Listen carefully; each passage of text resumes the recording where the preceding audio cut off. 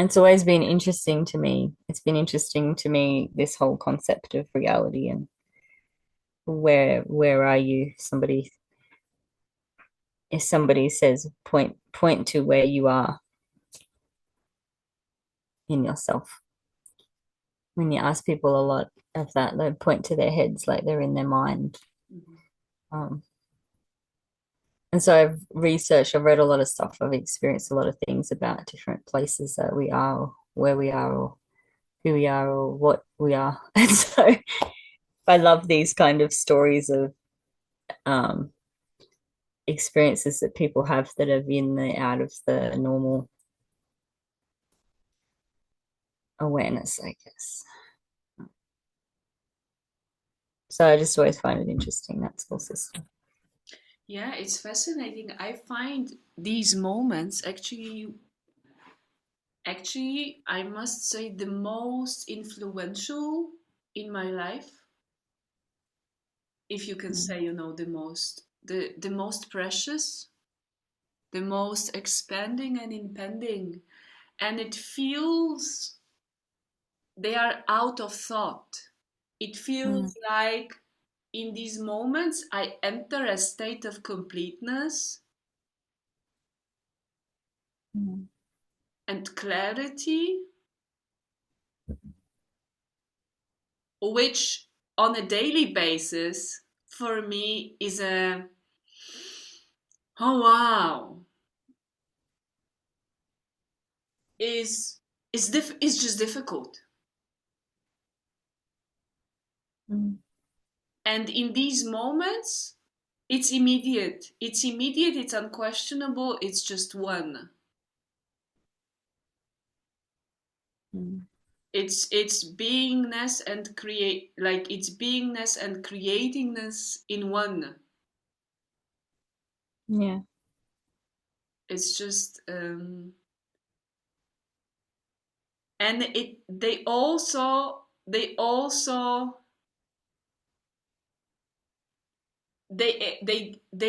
I receive, they give me like unimaginable power. It feels like they are strengthening everything that I kind of explore and implore on a daily basis, which is so questionable to the external, to the Mm. context, which is so unimaginable to the context.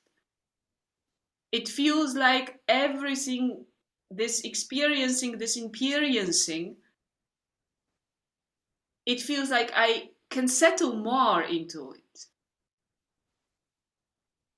through Yeah, I know such, what you mean. through such situations. They just settle me into me, and it's very effortless. And although the situation is as externally perceived very difficult, for me it's so easy. It's like it's the other way around. Mm. It's just so much the other way around. That makes total sense when it makes total sense in a very Mm. in a you way. And also I get what you're saying. I think it's because in those kind of moments that are real are more real in a way. Because to me that's actually the realest sort of genuinest space Mm. because it brings us out of the ordinary illusionary sort of state. And there's no option to be within the illusion in those moments. Like, so there is only the sort of oneness, the presence outside of the illusion. Um, and that's probably why it feels so much more real or easy or genuine because it is really the genuine, I feel. Yeah. And I've been kind of feeling more into the experience of these kind of more moments like that more often in the everyday. and being more, um, I guess, kind of attuned to noticing moments that can bring me back into that sort of state, Mm. closer to that state, if you know what I mean. Mm. I feel like a lot of things, it's just really about the awareness. Mm. It's not really about having to do anything. It's just being aware.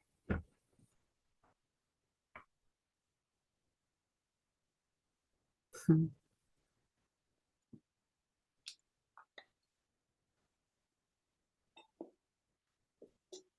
But yeah, it's definitely an adventure. You've been on a bit of an adventure in that Yeah, yeah. in that way. Quite of a ride. Yeah, quite of a flight. Yeah, very beautiful. Actually, I love these moments because I also love them because they give me a special sense, experience of clarity in relation to the external. Mm.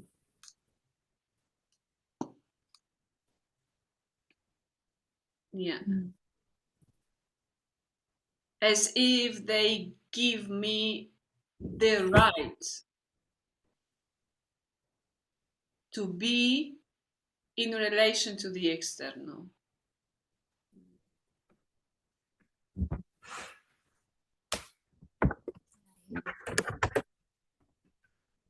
I actually get little glimpses of these same things without the crisisy aspect to it, but just in the sense of the number of synchronicities that seem to happen, and it's like they're kind of pause moments to be able to pause in those kind of awarenesses of synchronistic events. It feels to me more and more like I can see the kind of underlying pattern or something that's kind of weaving its way in and out through um, through my life, and the interconnectedness with other people, and sequences of events and things that happen, and sort of being able to recognize them more and more, and sort of from a sort of expanded perspective, being able to more and more kind of see this hidden hand of, I don't know if it's pattern. It's not really pattern. It's kind of like intelligence, I guess. But there's a weaving of events that I'm sure I orchestrated to begin with. But being able to witness them and to see them more and to be more observant of them, and really it's just that pause in there. But and they kind of, the more I've noticed them, the more I seem to notice, and the more I can interconnect them in a way, um, which is a really cool thing. And even over long pans of time, as far as Earth, as far as Nessie human version of time, that is, in a sense, not long spans of time over the infinity aspect. But yeah, do you know what I'm saying? Mm.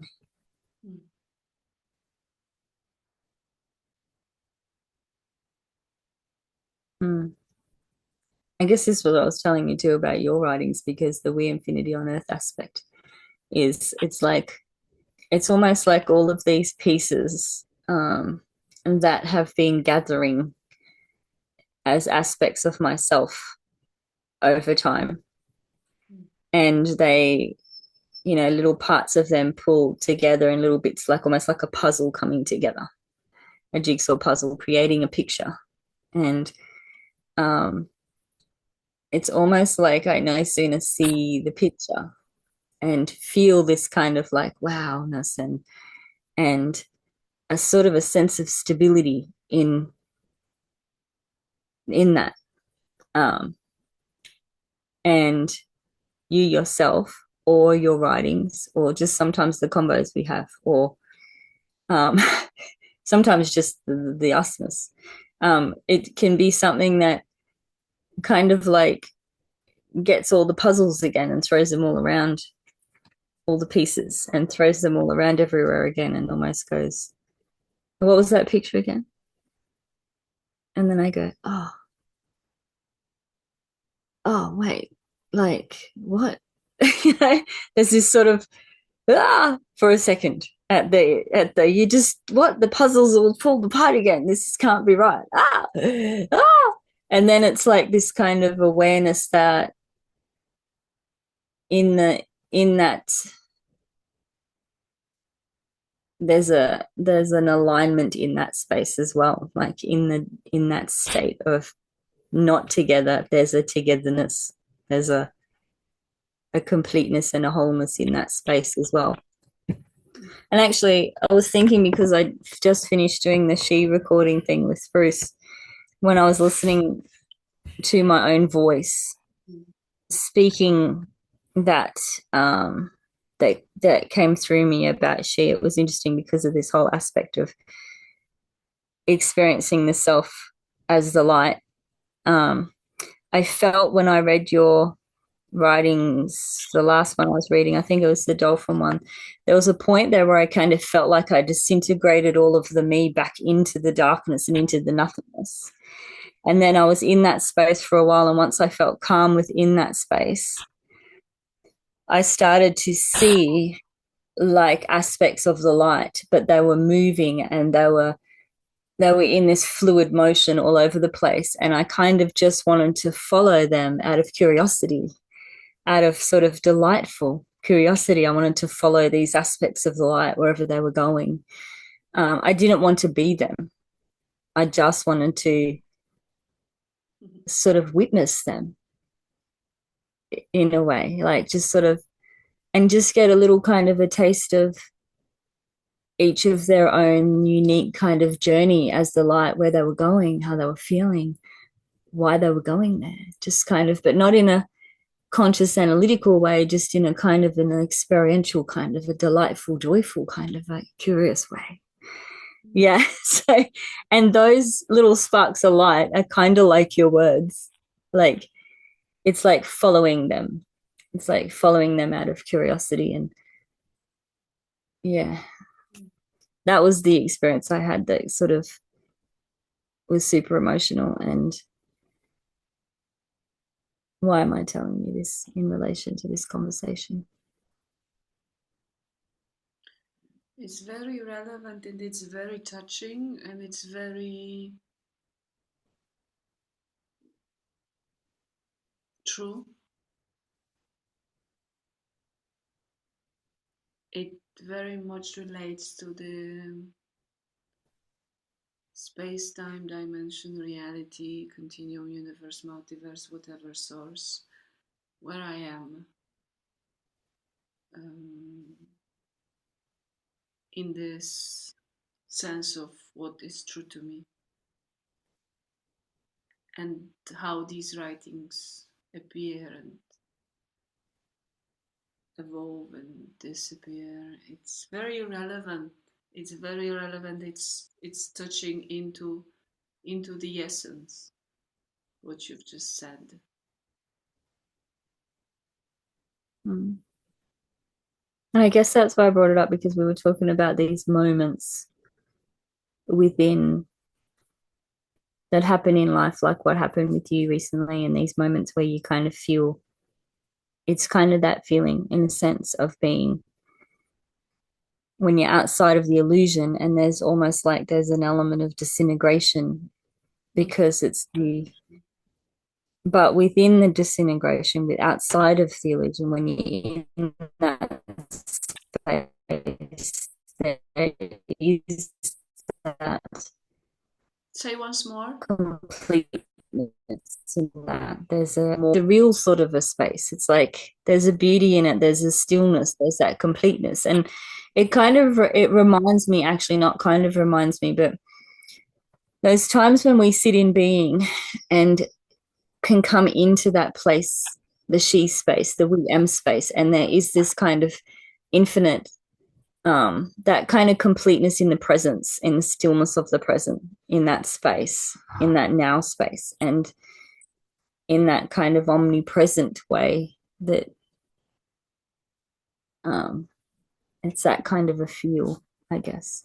But yeah, I guess it's relevant because we're just talking about these things that take us into those moments where we have no choice really, or not that there's no choice, but where it takes us into the reality, the real reality out of the illusionary state.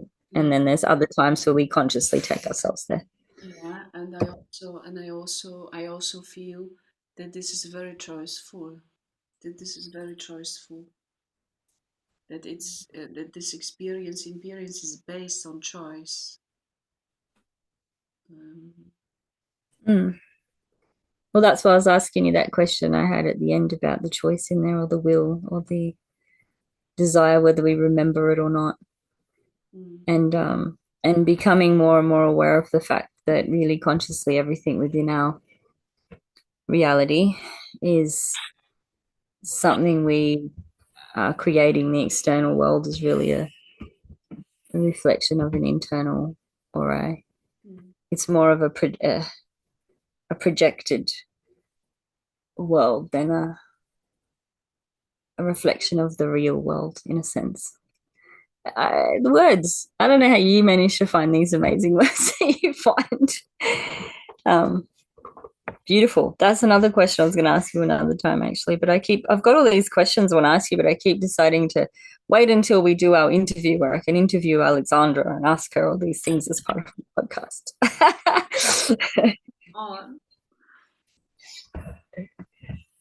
One day. But yeah, it's definitely lots of interesting things. And I do very much love your reverse the order of everything. So yeah, it feels so. And it always, in a way, this is what I live. But on the other hand, each time I surprise myself as if.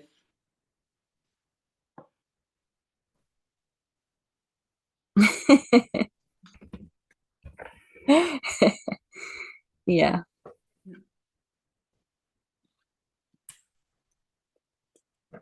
Yeah. It definitely creates in me anyway. I appreciate, like, I have an awareness of the concept that, the conflict, any conflict that I feel is actually within my own self or within my own. There's actually is no conflict. I consciously believe that, the suffering or the conflict and what we go through in this reality is more because we're out of alignment with the divine truth of who we are, or with the frequency that we are divinely resonating with. So when we're out of alignment, the further out of alignment we are, the more we might experience like what feels to be conflict or separation, or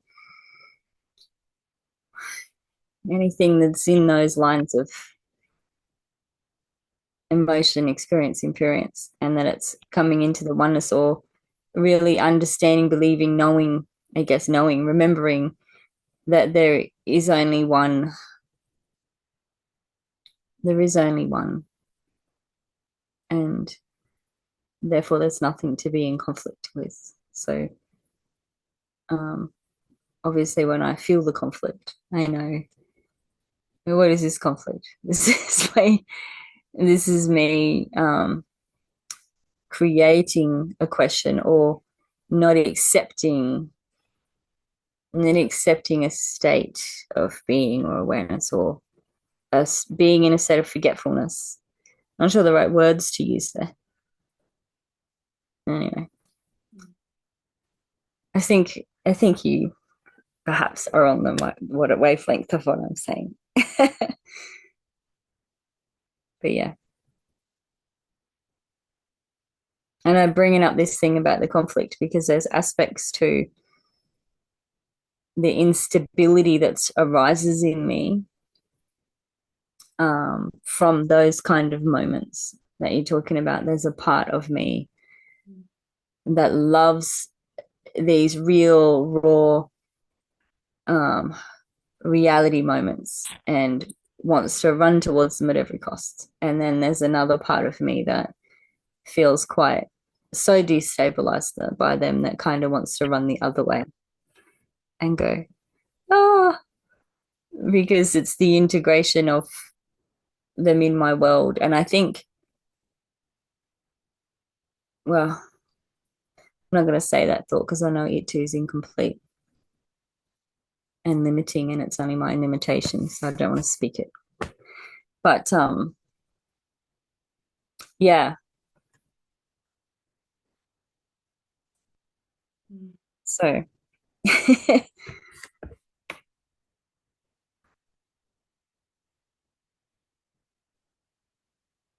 I guess you must get this too, because I am very much aware of the parts, or there's some of the aspects of you that I've experienced that are very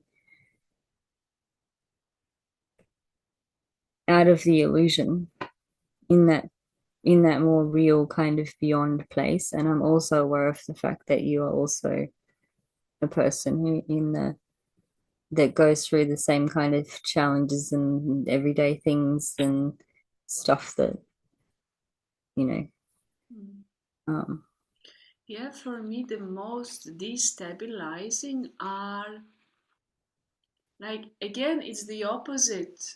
Very often, my mom tells me, like, you do not need to sense it so much or worry about this so much or take it into you so much in relation to very tiny situations, like very tiny in the sense of daily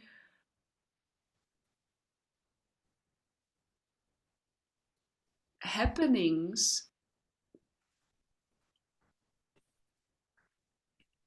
which for me are the greatest challenge. And the on the edge life death experiences are the, I don't want to sound stupid, but are the easiest because they are the simplest in this sense. They mm, are the most, yes, they are the real. And I experience the greatest challenge with the non-reality that touches me from the external. Yeah, mm, external, internal, reflecting each other. Okay, but still there is something that I perceive as external to me. In a way, mm, as if this stuff that touches me the most, that has the most destabilizing effect on my system, is in a way, in a way, not, it's really, it's external in the sense of it's from the context. or the construct. It's the context, it's the construct of the context. Yes. Mm. I was sort of meaning, trying to be cheeky there. I was kind of more meaning the construct of the program, the construct of the illusion, or the, yeah. But yeah, I get what you mean. This has been my yeah, I don't know how to mm, I'm trying to be very careful with my words. I guess dilemma, challenge, similarly. So even in my desire or willingness to want to even talk with people about things, I would, if you I would much prefer to talk even about some of those things regarding the sort of deeper understandings or reality of things than to talk about the things that are part of the matrix of it's sort of, it doesn't interest, it's harder for me to have those conversations than it is like, it's kind of the reverse as well. Like it's a lot easier for me to have conversations about, the general nature, structure, meaning, purpose of reality than it is to have conversations about, who's the latest politicians that are running the country and why, or, like, or any of the stuff that is sort of in that sort of sense of, because it just doesn't, it's not, it's that non-reality of it, you know, but yeah. And so I guess there's a sort of an unfulfilledness in a way in being, which it just makes me kind of laugh really, because to think the number of times when I was younger and I just wanted to fit in and I just wanted to be normal. And I thought that if I could fit in and be normal, I would feel this fulfilled feeling. And and actually it's like the least fulfilling. Like it's this full the circles. The circles, sister. Yeah. And I so appreciate you. I so appreciate. Thank you. So much. Mm. Yeah. And also, I appreciate the fact that I thought amongst my world for a long time that I was, I don't know, I guess the the the stretches that I am for a lot of people when it comes to my sort of differences. Um, I get this with you, so I'm kind of like I'm in this flipped situation with you because um you're the one that's creating expanded you're the one that's helping disintegrate and create that kind of um exposed feeling within me. And a lot of the time in my life I've been the one that's been that to other people, Mm. that's created, in a sense, a kind of conflict or instability in them, but something that has been, I don't want to say the word needed, but just sort of how it's had to be, or I don't know. Yes, I guess it's needed because there is much needed. It's not, I mean, because to me it feels like it's almost, you talked a few minutes ago about disintegration and the completeness, and now you also mentioned disintegrated and complete, integrated. It feels like Mm, it feels as if they are happening instantaneously. They are happening instantaneously, and also in relation to this needed, there is the potential for the immediacy of aligning, of being, of presence, and at the same time there is an infinite need to reorganize, to reorchestrate, to readjust, to remove. mm, Like stability and instability, like as it's like conflict and harmony. yeah. It feels like they are merging into each other. Mm. But then, in the sense that there is only one, it's more like a breath, then. In the sense that there is only one, but it doesn't mean that either of those aspects of things are mutually exclusive. They are constantly integrating and Yes. doing this kind of, as you say. So that is actually the solution to the duality in the sense, because there's the one, there's the two, but there's, and the three, but it's all the one. So because it is that breath in and out. And it's interesting because when you said there's it's infinite disintegration and integration. And there was a little part of me that when you said that, there was a little part of me in this sort of the gut area that kind of went, ugh, because, but at the same, then when you said an integration, and then I went, ah, like, it was like, ah, ah. kind of because there's this like kind of aspect to me that feels like my entire life has just been constant dynamic change, and I no sooner get to a point where I go, wow, oh, and then something else happens, destables me, and I go, oh, and then oh, and it just on it goes. It's like there's this little part of me that's kind of like tired, just wants to go, can I just like, can we just stop time for a little bit? Can I just like stay in the, can I just stay in the, just for a little bit longer, just let me stay here before the next comes, just, because it feels a little bit like, but I guess it is that, and it's accelerating because it's you know, Mm.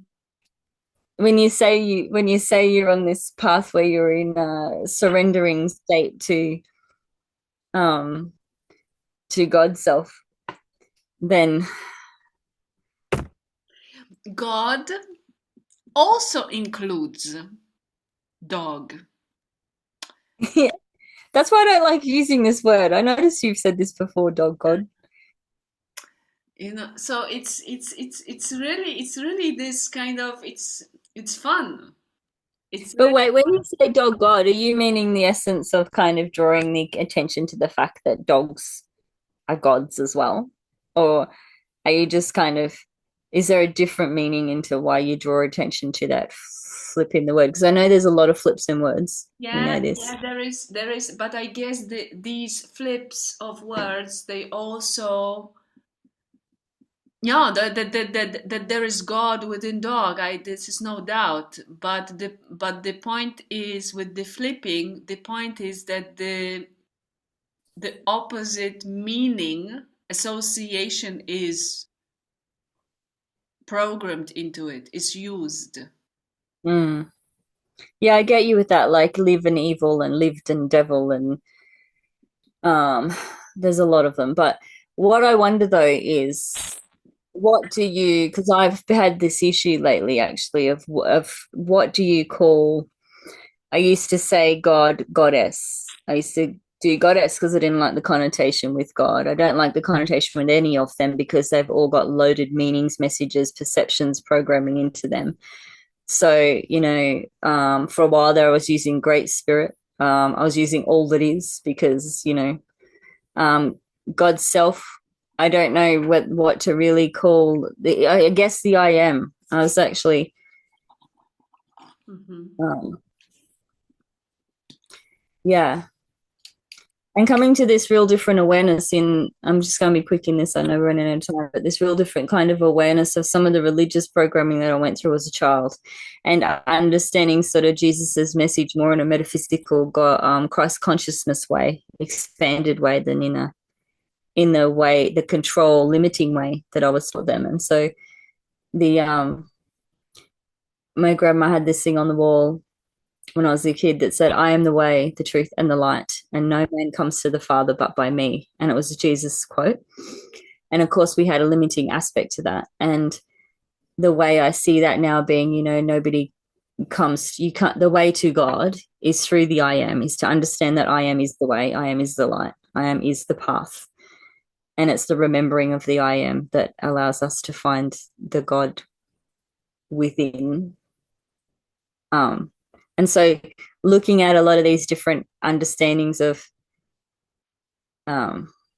sort of Jesus's expanded Christ consciousness quotes without the context of the definitions of religion or the words that are defined in the programming is interesting. Same like angel, using the word angel has such a, there's so many of them. So what words do we use?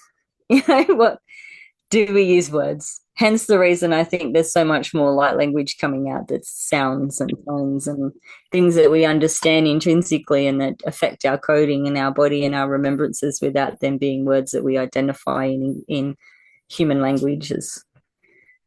But yeah, anyway.